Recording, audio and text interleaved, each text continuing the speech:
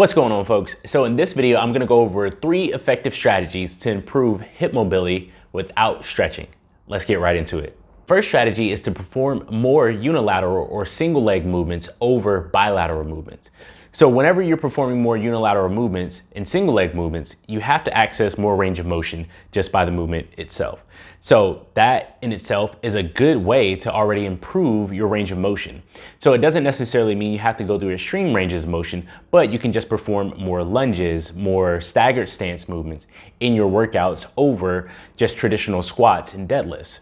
So whenever you're going through, let's just say a single leg RDL, you have to access more hip flexion, extension, a little bit more internal and external rotation at the hip while you're performing those movements compared to if you were just doing a dumbbell RDL with both feet in alignment with each other. And you don't even have to go to the extreme of doing a single leg RDL. It could just be a staggered stance RDL. So that's just one simple way. Perform more unilateral or single leg movements compared to bilateral movements in your workouts. The next strategy is to progress with range of motion over load.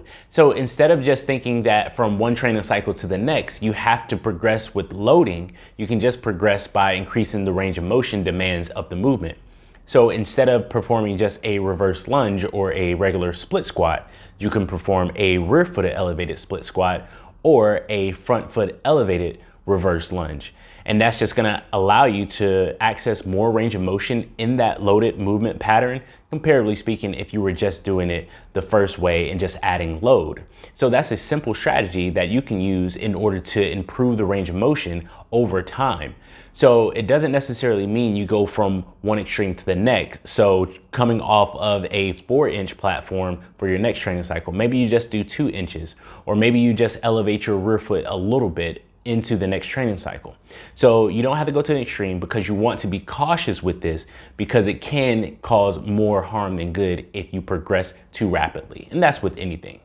So you can progress with range of motion instead of progressing with load. So the third strategy is to improve trunk and core stability and strength.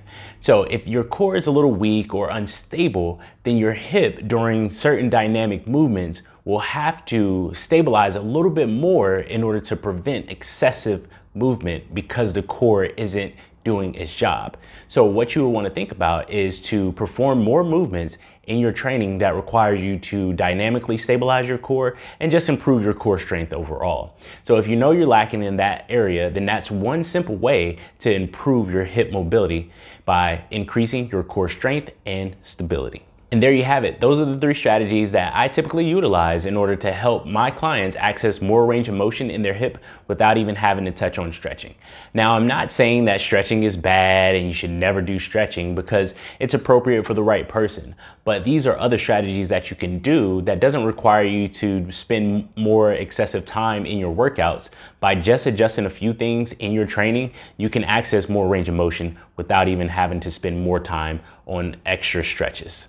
As always, thank you for watching, and I'll see you in the next video.